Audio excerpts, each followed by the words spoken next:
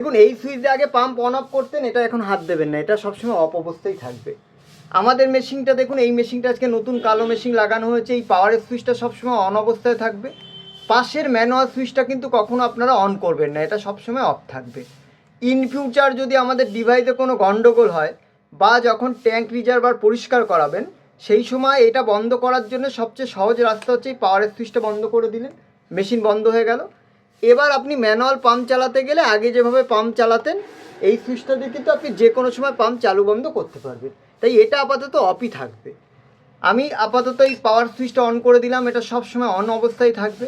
দেখুন এখানে একটা লাইট জ্বলছে, পাশে লেখা রয়েছে পাওয়ার, এটা পাওয়ারের লাইট, এটা সব সময় জ্বলবে। যখনই পাম্প অন হবে, পাম্প অনের পাশে একটা সবুজ রঙের লাইট জ্বলে উঠবে, আর যতক্ষণ পাম্পটা চলবে ততক্ষণ টিট টিট এরকম কিন্তু একটা শব্দ হবে। পাম্প যখন বন্ধ হয়ে যাবে, সবুজ লাইটও বন্ধ হয়ে যাবে, আওয়াজও বন্ধ হয়ে যাবে। 3 নম্বর লাইট হচ্ছে রিজার্ভার এমটি। ভবিষ্যতে দেখা গেল আপনারা ব্যবহার করার জল পেলেন না ফ্ল্যাটে, সেক্ষেত্রে ম্যানুয়াল চালানোর আগে কিন্তু এখানে এসে দেখবেন রিজার্ভার এমটির পাশে যদি কোনো হলুদ রঙের লাইট জ্বলে ওঠে, তার মানে রিজার্ভারে, আন্ডারগ্রাউন্ড রিজার্ভারে জল নেই, কর্পোরেশনের জল আসেনি বা কোনো কারণে শেষ হয়ে গেছে। তখন কিন্তু আপনারা ম্যানুয়াল চালাবেন না, ম্যানুয়াল চালালে কিন্তু পাম্পে হাওয়া ঢুকে যাবে। অপেক্ষা করবেন, আবার পৌরসভার জল আসলে রিজার্ভার ভরলে সাথে সাথে কিন্তু এটা বন্ধ হয়ে পাম্প চালু হয়ে যাবে।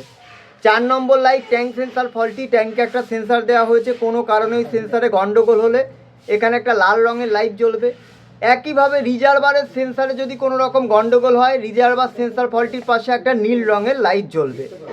দয়া করে ভিডিওটা ডিলিট করবেন না, ভবিষ্যতে গন্ডগোল হলে ভিডিওর সাথে এই সুইচের ডিরেকশানগুলো মিলিয়ে নেবেন 1 নম্বর। 2 নম্বর, অসুবিধা হলে এই নাম্বারে ফোন করবেন।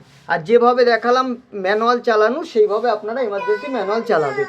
এবার মেন ব্যাপার, যেহেতু এখানে আপনারা রাতে ঘুমান, এটা তো জলের লেভেলের ওপরে চালু হবে। যদি কখনো মনে হয় যে না রাত্রে এটা বন্ধ রাখবেন, সেক্ষেত্রে কিন্তু এই পাওয়ারটা বন্ধ রাখলেই হবে। এছাড়া কিন্তু সবসময় এটা চালুই থাকবে।